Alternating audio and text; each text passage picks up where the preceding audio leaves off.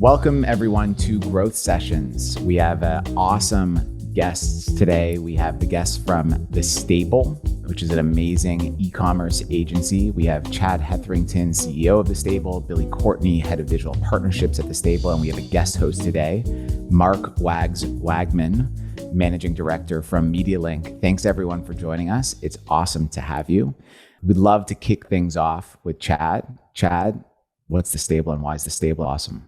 Thanks for having us. So The Stable is a fully integrated commerce agency. We represent consumer brands and help them activate and sell product across both retail and direct-to-consumer channels. We actually originally started out as a broker representing brands at Target, but our goal was to basically completely transform that industry. And over the last 6 years, we've evolved the model pretty significantly, really building out like a true omnichannel service offering just to ensure that the brands that we represent are well positioned for where the future of retail is headed. We employ 225 people now across 3 different offices, and services are now ranging from brick and mortar representation, digital services, media, advertising, Amazon, brand and product development, and data and analytics. So it's a full suite and full platform now to help brands kind of at any stage of their journey. And we try to build a kind of a team and a service offering around some of their goals and objectives to help them sell products. So that's what we do. And you mentioned it began as a broker for Target. That's obviously based on your location, right? Minneapolis, yeah. That's right. So I'd love to learn a bit about how you began this genesis of Target, then to all of these other services. What was the sequence beyond? What was the next service after Target? And how did you think about expanding thereafter?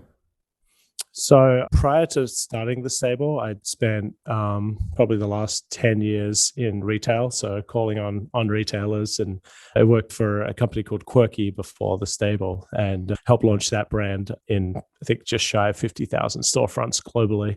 So retail was kind of in my blood, and I happened to be based in Minneapolis. And so it was kind of I think what I'd seen was that industry needed some change.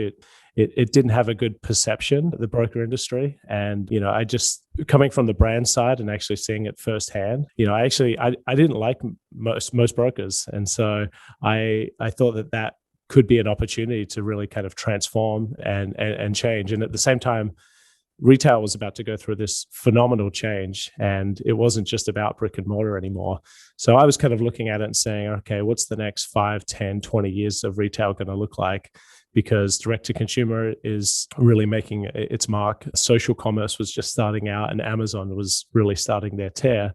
So I kind of put all of that on the board and said, okay, like, how do we build an agency that spans kind of each of these different channels of retail, and how do we build that? And of course, naturally, the broker thing, that's how we started, because we needed to build a foundation and a really good team to work with the best brands. And we still felt and still feel that brick and mortar is a very important and crucial part to any kind of brand's distribution strategy. So it just evolved from there. The second one after that was obviously Amazon. So I think probably 2 years into starting the business, we just got, I think a lot of clients were showing a lot of interest in us kind of making that move. So we'd raised some capital in 2017 to really make a splash and open an office in Seattle, and started building out a team there. And at the same time started to kind of build a small content team and advertising team that kind of centered around this kind of direct-to-consumer channels as well. So starting to look at helping brands think through social commerce strategies, launching products through Instagram, etc. And then a year ago, COVID happened, and it was at the same time we raised another big round of financing through our partners at Growth Catalyst Partners. And over the last 12 months, we've expanded the agency from 65 people to north of 200. And we made 3 acquisitions spanning both kind of retail broker services to media with the Rich Context, which Billy founded, and then also another kind of target broker that had very strong data and analytics that we were kind of missing. So yeah, a lot of work has got into the last 6 years, but we've really got a good foundation and base now for how we believe we can help activate brands better than most. Amazing. And I'd love to get into those acquisitions and the fund growth in the past year in a bit. But first, Let's talk about when you were building out that Amazon practice. So I think one of the unique things about the stable is that it's not just a media only service offering. You offer full service Amazon in addition to media in some instances, correct? That's right. Yep. And how did you know, I think this notion of like full service Amazon really only like grew and agencies were really only starting to do it well in and around that time when you were starting that offering. So how did you know that this was a thing, this full service Amazon piece, and what gave you conviction that you would be good at all of these many nuances at Amazon initially? I think what we were finding at the time was that, especially a lot of the early brands that we started to represent at Target were having challenges with Amazon. So, of course, like everything, when you hear of those challenges, that in my mind creates opportunity. And, it was a year and a half traveling back and forth to Seattle, taking the red eye home and interviewing and sitting with people in the Starbucks coffee stores just next to Amazon headquarters and trying to understand, the landscape and what was needed to really be successful. So it was kind of listening from both the Amazon side, potential employee side, and also client side as well. And what we ended up with was, two people that we essentially pulled from Amazon. That's always a good way to do it. Yeah, that's right. We were very lucky, and one had very strong kind of retail background, and one had very strong advertising background. So you kind of put those two together, and you've got two really good disciplines that can single-handedly help brands effectively scale on the platform. Nice. And on the D2C side, one of the interesting things about Target is, compared to all other national retailers, they've really differentiated by being, I think you even told me this, the go-to retailer for many challenger brands. Yep. And I'm curious to know how naturally those relationships with those challenger brands extended into Target to that D2C discussion. I think the first brand I think that I saw do it really well and meaningful was Harry's. We were not part of that launch. I think they did that prior to us founding the company. And I think they created this kind of, mindset and movement that you can be an online brand, but, to really scale going offline, can really help elevate to a whole nother level. And so we started to see more of this in 2017, 2018, when some of these kind of really not traditional, but staple D2C brands were starting to explore what was next. And the feedback we were getting from a lot of people was that it was getting expensive, to be D2C, and revenue was kind of hitting certain limits, and they needed to grow. So kind of it was like follow the Harry's model in a way and see that through. And so we saw some really great brands and helped a lot of those brands over the last few years make that move to retail. Quip being one of them, which I think has been a tremendous success at Target and have now expanded their distribution all the way through to, A Function of Beauty, who, launched in December or January of this year, who have also seen tremendous growth. And now we are seeing kind of a wave and, this whole like go-to-market shift from launch D2C, really build kind of meaningful awareness for your brand, gain customers, advertise, do all of these things, and then make that switch to retail, at that right time, so that when, the target guest walks in the store, they sit there and they say, I've seen that brand. I haven't purchased it, but now it feels legitimate because it's in this store, and it's not like, something that's just hitting my email or, by my feed every day. And now I'll buy it. And I think that's why, the Targets and Walmarts of the world are certainly winning with those brands, because, they've got a trusted customer that's, now going to buy in their store because they feel comfortable buying in their store. Is there a sequence that you recommend for your clients amongst, let's look at break it up in retailers and D2C across D2C, Amazon, Walmart, Target? Is there the stable recommended sequence across all four of those that, or is every brand just completely different? Every business is different.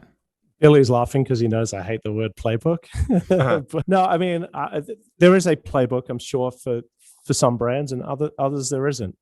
I've always said that every brand is different, and I think there's a lot of factors that play into how they should go to market, and it could be category based, it could be innovation based. Every situation is different, which makes our job harder in a way. But I think that's just how consumer product companies have always been built. There's just different ways to do it. Probably more ways now to do it than there was in the past. I have to ask, why do you hate Playbook? Just buzzy terms. Fair. That's fair. Let's talk about the acquisitions. Not that many agencies of your size are that acquisitive, and in the past year, you made 3 acquisitions. We're definitely going to talk about the acquisition of Rich Context in detail, but before we do that, would love to learn about what those other 2 were and why you thought those were important for your business. Yeah, so obviously when the model and the thesis of your business is to help brands navigate the world of retail, not having the largest retailer, as part of your offering is it's kind of false to that thesis. So we know we needed Walmart, similar to how we knew we needed Amazon, back in 2017, and we looked at different ways for how we would do that, whether we would stand up a shop ourselves in Bentonville, or do it through kind of a merger acquisition. So finding a company called Creative Sales and Marketing that had built a really strong business at Walmart for a decade, and were responsible for representing some really killer brands and products, including Arcade One, which are those like arcade games now that I've got like 3 of them in my house. And I think that just became a better strategy for us, which was to let's build off of something rather than try and stand it up ourselves. And so, we partnered with them last April. I think it was like April 9th. So it was like right at the big, beginning part of the nasty COVID.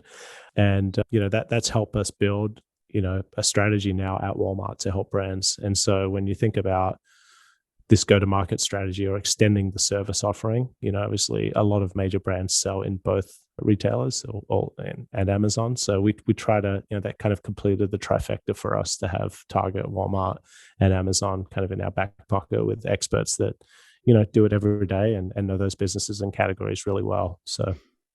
And the most interesting thing is, in this now all remote world, if we're recording this in August 2021, it's strategic that you now have offices at 3 of the largest retailers in North America. Do you still think that's strategic in this all remote world? And having someone in Bentonville, having someone in Seattle, having someone in Minneapolis? I do, just because, regardless of the remote situation and where, the hybrid working environment's going to continue to go, clients still do come into these towns. And so we have to have presence here. We have to understand what's happening in the market. We have to have deep and meaningful relationships with the people that work within those buildings. And so I think that's harder to do, from maybe other cities. So we still do think it's important. We'll obviously continue to monitor that, but, we're happy where we are. And the second acquisition? The second one was Rich Context, which we'll talk about last. But the third acquisition then? Yeah. It was kind of a whirlwind week because we acquired both Rich Context and Jacobs. I think we announced them just within 7 days. So a lot of work in the back half of the year to complete those. But Jacobs Marketing was founded in the early 80s out of Minneapolis, that started as a Target broker.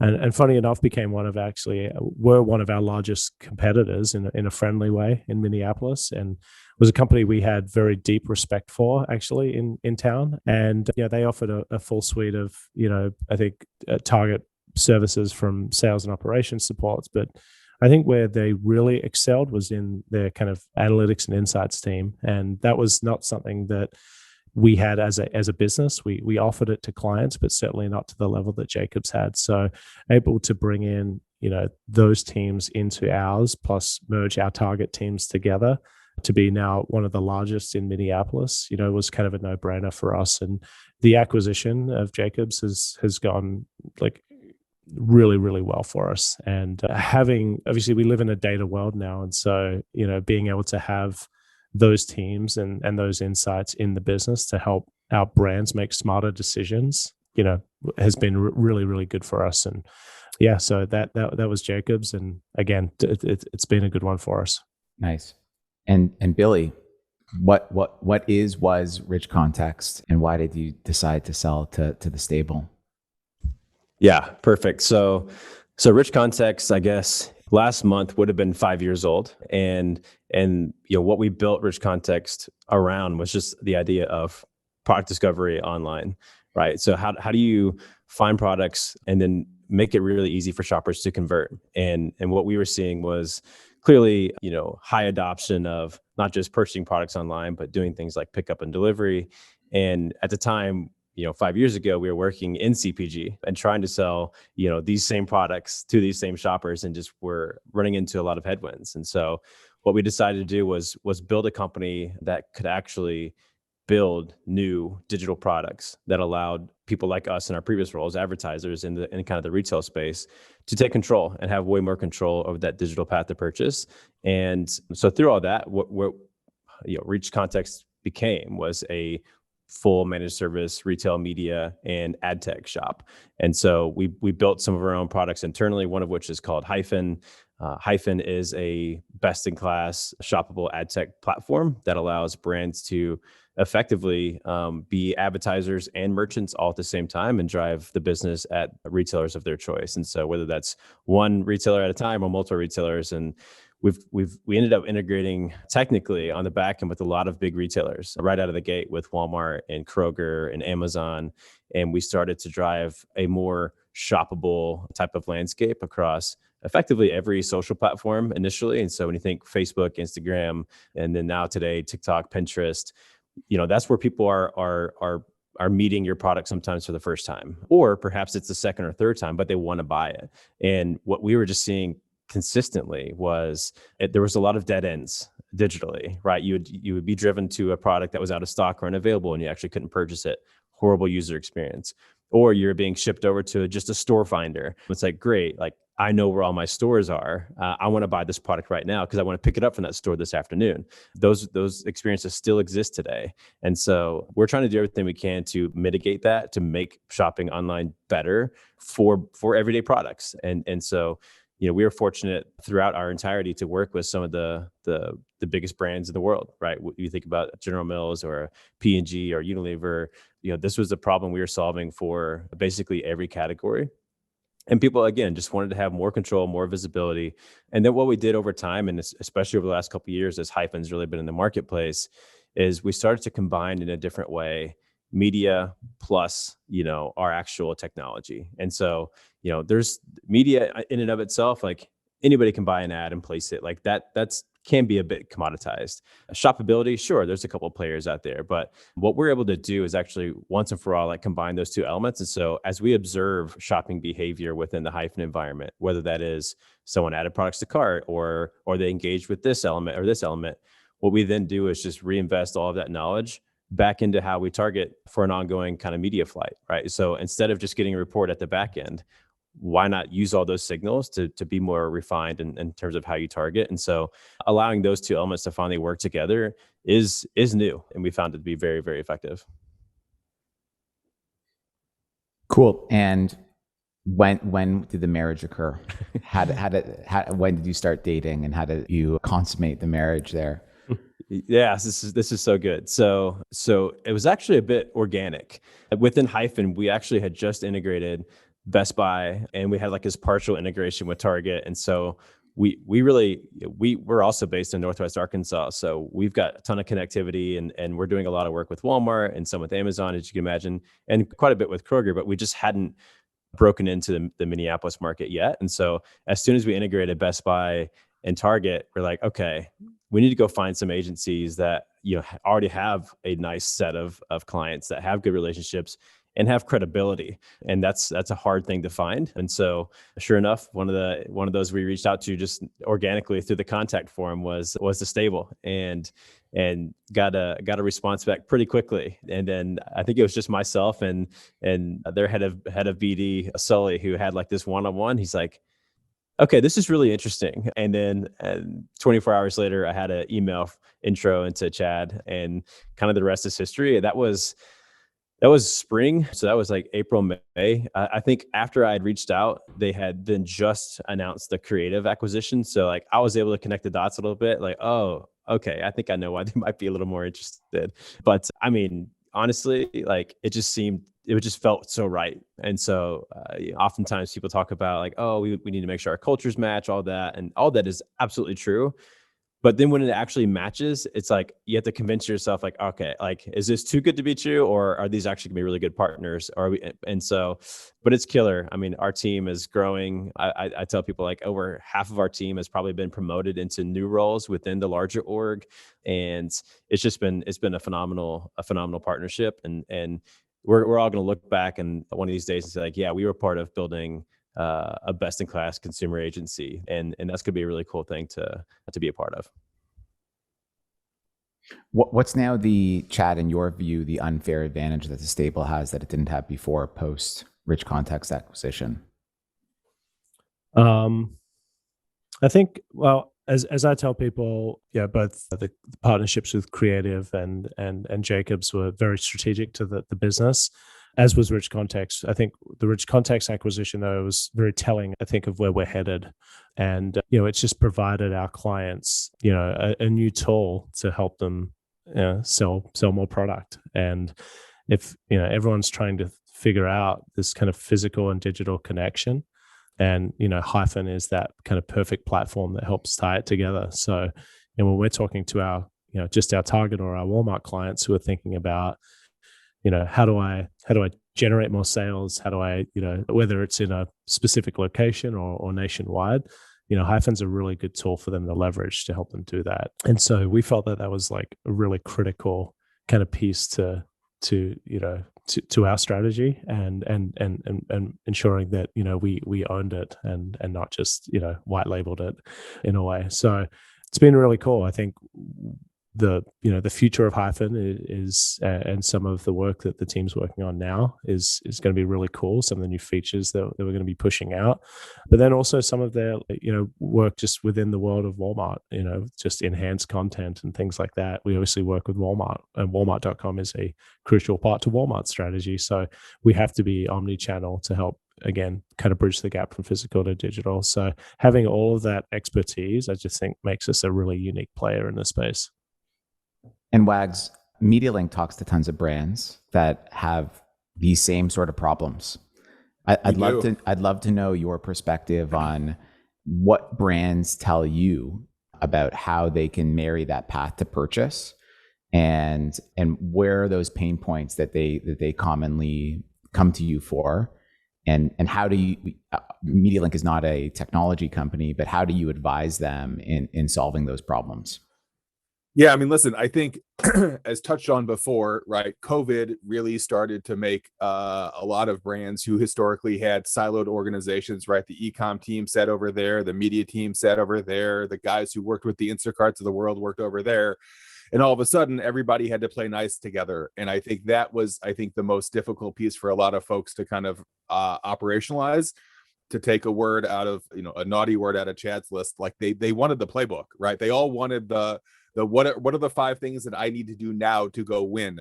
And frankly, there isn't a playbook, right? As we've talked about here. And we work with a wide range of customers that range the gambit from, the impulse buy at the checkout line, right? All the way through, right? A $50,000, $75,000 automobile. And that path to purchase for all those guys looks very different. And I think the only thing that I think was common across a lot of the conversations that we had was simply this word of acceleration, right? And everybody read, if you had to live under a rock not to read the tweets and the trade articles about how quickly e-commerce was becoming a bigger percentage of the overall retail pie, and everybody saw this coming and saw this happening and was part of the train that was moving down the tracks as it was happening, but nobody was really ready for it, right? And for all the points that have been touched on here, whether it was a brand who historically has worked through third-party retailers who now had somebody, and this is a true story, right? We had a client who somebody legitimately on the board in one of the meetings over last summer looked around and said, why don't we have a direct-to-consumer offering? right? And then I got a phone call of like, hey, let me help me pick a e-commerce platform, right? And I said, whoa. This is, launching a direct to consumer brand and taking that to market doesn't start with, is this Shopify or is this something built in house, right? And so I think hopefully, the Stable and others have found this to be true, right? Which is, I think these brands are taking a step back, hopefully a little bit, and understanding the strategic nature of a decision like that and the downstream ramifications of doing it. It's not just creating a new brand and putting it on a website and hoping you can sell a bunch of product, right? It's also not just, deprecating that and putting all your eggs in the Amazon, Walmart, Target basket. It takes a coordinated strategy. And, I'm our data and tech nerd, so I'm in the weeds in terms of, what does the data backbone need to look like to power a lot of this stuff? But at the end of the day, you need the overarching strategy to dictate this entire thing.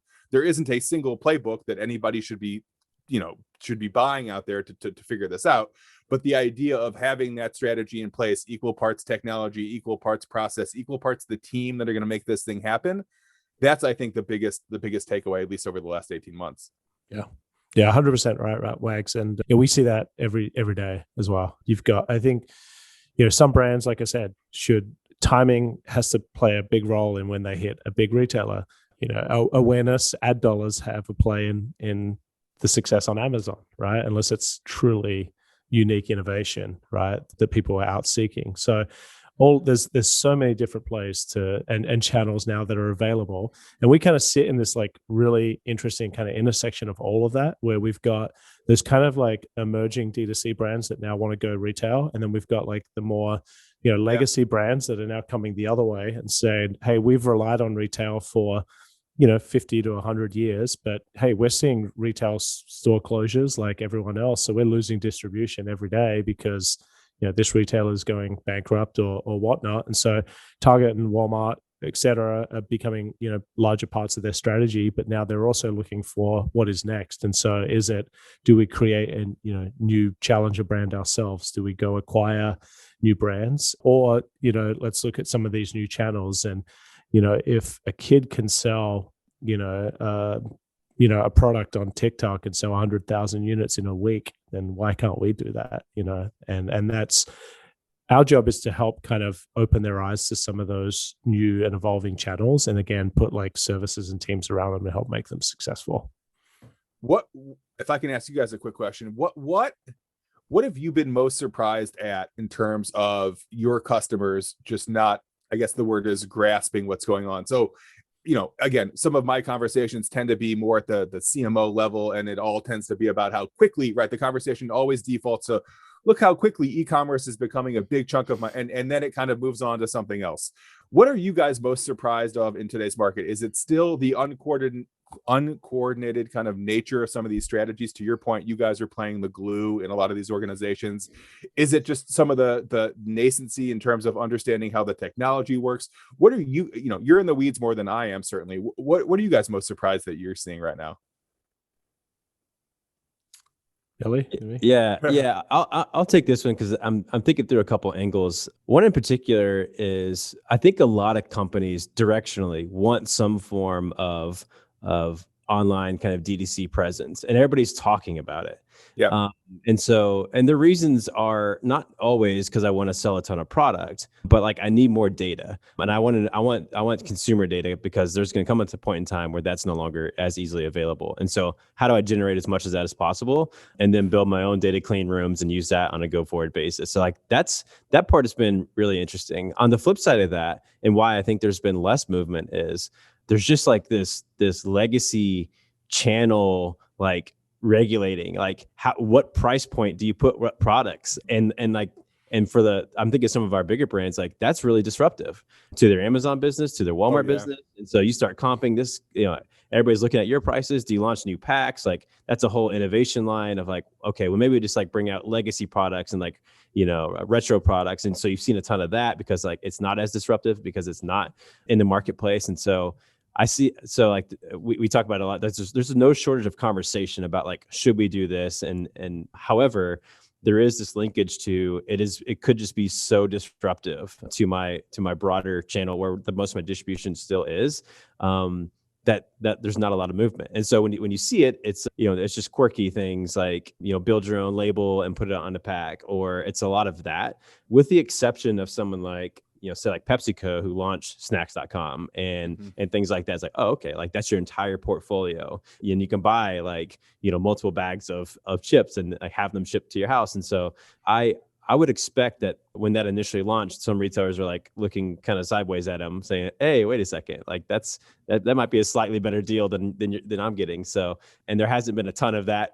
since then, but they'll tell you too. That's to pick up a lot of information on shoppers and how they behave and what they're buying online. And so we'll see the future of that. But I think data is a big one that everybody wants right now, more so than kind of this new business online. I could tell you how many of my new business calls start with this idea of, hey, just help me get more data. I need more first party data, and more first party data is not in fact a strategy, but that's a whole nother conversation. One more question, not to derail anything, but I think you touch on it a couple of times here through conflict and pricing and models. And I've worked with some brands who have just, essentially the same product with anything from adding a letter to the end of the model number. So it's more difficult to kind of compare to all sorts of different things. But, many people have looked at this retail media network world, the world of e-commerce, even the world of in-store to some degree, as the next kind of frenemies marketplace, right? These brands, they all rely on each other. The PepsiCos of the world need the Walmarts need the PepsiCos. How do you think that makes this world and the world you play in right now unique? Does that force everybody to innovate faster? Like, this marketplace is quickly, you guys have done, pardon my French here, a shit ton in the last 18 months, right? You've bought businesses, you've built capabilities, you've expanded the company. Is that being driven by the fact that everybody is trying to one up each other? Is it driven by this collaboration that's happening? Help me understand that frenemies component. Yeah. Again, that was a mixed bag, right? So you mentioned retail media networks, which is one part of the equation. And then there's like the bulk of highly promoted products in the marketplace adjusting to the fact that people buy them online now. Right. And so I think of like food and other like, fast moving consumer goods. That's still pretty new, right? New within the last 3 years. I mean, if you go back even 4 or 5 years ago, there was just a few like delivery markets and there was a few like, maybe 10-20% of Walmart stores had a pickup as an example. And so now that that's everywhere, there's just been a huge shift in, okay, well, how do we go communicate to that shopper doing that behavior? And so investment has just come naturally. And now what's happening since then is, especially with some of these retail media networks, is it's kind of like forced participation, right? Like it's part of the JBP. And so, so like that makes it even more interesting, right? So there's going to be investment because you're going to get asked, like, how much are you spending within our network? And so, at some point, whenever there's no longer forced participation and you just invest in something because it's going to work, you think about the Amazon model, you invest in Amazon, not because someone's banging on your head, your vendor manager isn't telling you to. You do it because it's the right thing for your business and you know how to pull the levers and you get a lot of visibility into what's moving the needle. We don't have that yet on the other side, but what we do have is forced participation. And so I think there's going to be more data that continues to be shared over time. And some of that retailer data is no longer on the back end of an investment, but it's just something you get and it's more self-serve. And I think there's a place even for those emerging retail media networks for dollars to go to things like sponsored ads and search. 100%. You should totally do that. What a lot of people forget is the bulk of those committed investments don't go to that, right? They go to on-site display and those kind of legacy things that, don't work as hard. Yeah. The banner ad. Yeah. Yeah. And so like that will get reconciled at some point. And so, but today I think it's kind of that, people are participating for different reasons, but the big one though, indeed, is people are buying my products online to pick up in store. And so, and that's a new way of reaching them for a brand that maybe has only ever sold products in store, right? If you're a fresh meat or a frozen product, you don't ship them to people's homes. And so, but indeed, when you think about the competition and why we've done what we've done, Hyphen enables that at a scale that is unmatched at the moment. Billy, I'd like to nerd out a little bit on exactly how Hyphen works. If I'm a brand and I want, like, what exactly goes onto the retailer site? Like, how does it talk to the retailer site? And how do you, the end brand or the agency controlling Hyphen, how do you control that? Yeah. So So Hyphen is an experience that actually renders not on site, but wherever that user is. And so if they're in the Facebook environment, as an example, Hyphen renders once they click an ad in the Facebook in-app browser. So they actually don't have to leave at all. The connectivity to the retailer is all happening in the back end. So connectivity into product APIs, where we're getting everything from real-time images, price, reviews, item descriptions, all those things that can render within the Hyphen environment will be accurate and up to date.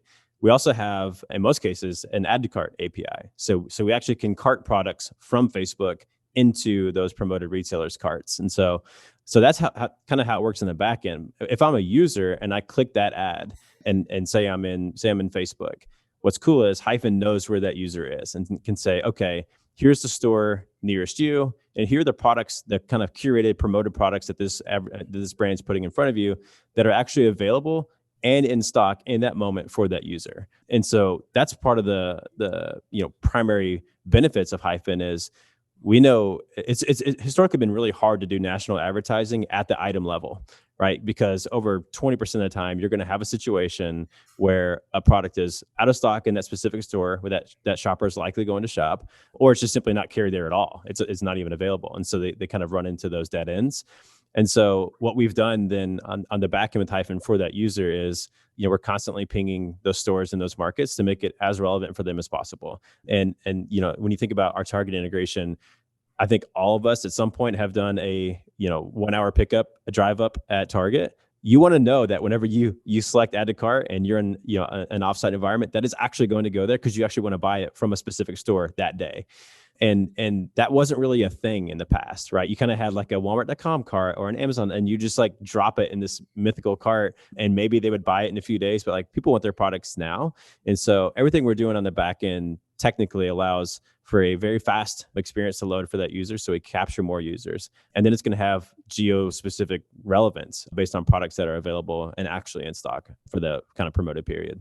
And it's leveraging readily available APIs from each of these retailers to make it dynamic. And I know Amazon uses this term for their ads. It makes them like retail aware and retail centric is one of the things that Amazon uses.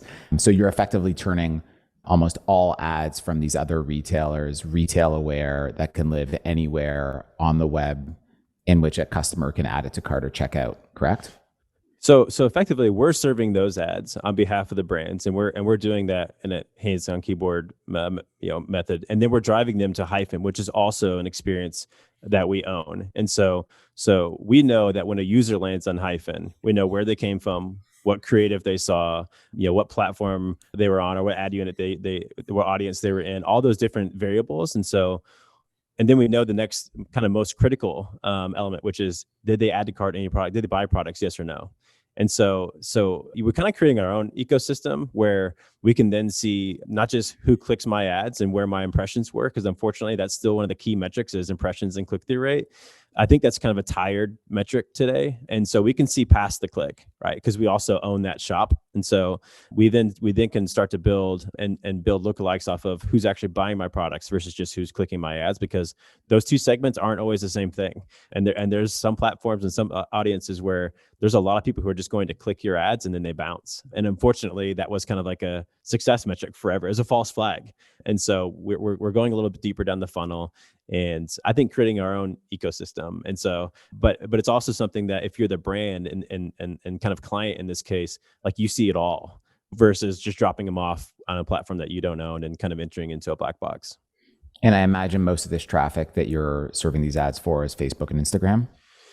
So social's about half. We still do a lot programmatically through display and rich media kind of animated ad units as well. And so there's a lot of that. And I think even more emerging now is just using Hyphen in an organic fashion from like your own branded handles on social. So how do you make your stories shoppable if you're a brand like P&G or whomever? And so there's multiple ways in which Hyphen can render. It can literally render everywhere. And so, but yeah, a lot of the traffic is still split between all forms of programmatic as well as social. I have to ask, how have the most recent changes impacted how you serve half of those ads on social? Yeah, so clearly a lot of people are opting out, and we've been monitoring that very, very closely and trying to understand, is that having a material impact on conversion or actual add to cart? And it hasn't yet. And honestly, we're unsure why, but it hasn't had a material impact yet.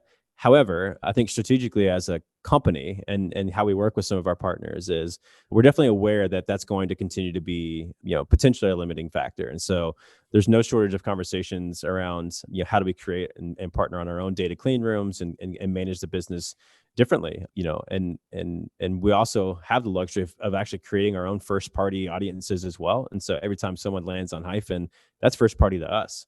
Right. So we're generating our own audiences that are actually very, very high performing audiences of those who are actively engaging and buying products online. And so maybe we've been a bit shielded in that regard. However, we're definitely looking forward, and what's helpful for us, again, why we're a bit of a differentiated agency in general, is we've got a bunch of data and product engineers on our side as well that are actively looking to solve this problem and have our own unique kind of build. So I would expect more from that around that from us coming forward in terms of things like data products and partnerships on that side. Gentlemen, what's Fun Days? Fun Days is it's an idea that started kind of just actually pre-COVID, between drinks, of course. And we're always looking at kind of new ways to test the platform. When you've got, a really good group of very talented individuals that span kind of the whole world of commerce, it's what can we do with that, and what things could spin up from that. And leveraging the data and insights that we had, we actually identified white space in the hard seltzer market, even though there was a tremendous amount of players coming in. And we've got very fortunate to have a full internal creative team like that, designers, videographers, copywriters, etc. And we spun up a brand called Fun Days in the hard seltzer space, and we began pitching it to our retail partners and shared with them some of the insights that we'd found in the market that we were going after, which was definitely more kind of 21 to 28-year-old guests. And fortunate to have Target come on board as a partner for us, and it was a really fun, I call it kind of COVID project, for the team to actually spin up our own internal brand. And so now it's a hard seltzer line. It sells in a 12-pack. It's 4 flavors. It's in 400 plus Targets now around the country, and various independent stores as well. And we got ourselves into the liquor business very strangely. I don't know if it's going to be something that we're going to continue doing in terms of building our own brands, because we very much are a service first agency, but just a really cool project for the team to work on internally. And we've got great partners in Cardinal Spirits, and it's out there in the marketplace. I actually am tied to the Instagram profile, and I get some really great content that we get tagged in, that some of which we can't post, of people having a good time with the drink. But it's cool. It's team loves it. Consumers seem to like it, and something that was fun. Any fun learnings from that experience that you've been able to then take back to your clients and provide a little bit more insight and empathy into what they go through? I think it's always like, when you're a service business, I think we felt that it was important to actually understand what it was like to build a brand. If we're the ones kind of providing that service and try to be the experts every single day, it's like, well, let's put ourselves through that process. Let's be the client, and let's like actually see what it takes it's really hard to build a brand, really hard. And I think some people maybe take that for granted, that, you were saying earlier about, hey, let's just throw something up on Shopify and we've got a D2C business. I mean, so much goes into that. I was fortunate though. I mean, I saw it at Quirky. We lived and breathed product development every day. I saw how hard it was to push out a product. The liquor business is different. And, I'm from Australia, where the laws aren't as insane as they are here in terms of distribution. So understanding and learning all that process. And obviously you've seen a big wave of celebrities getting into, liquor over the last, few years, especially in the last 6 months. Typically a firm like us could not help those companies because it is a very distribution-led business. But I think we can provide at least some kind of strategic guidance now for some of these products in that space that we probably couldn't have before without living it. So yeah, it was a really cool experience. And who knows, maybe we'll expand the Fun Days brand into some new categories soon. But yeah, it's been a lot of fun. It's it plays in a lot of ways. Fun days can be applicable to a lot of different things. I see merch in the near future. There must be some fun day merch lying around the stable offices right now. There are, and a lot of my friends actually wear the Fun Days sunglasses, which are these cheap, crappy little sunglasses, but they like them. So yeah, I see pool floats. I see, there's probably lots of things we could do. But amazing. Since you touch so many different channels and retailers, I'm curious to know what emerging channels or retailers really excite you that you're telling your clients to jump on these days. Yeah, Billy. Yeah. I'll give it a go.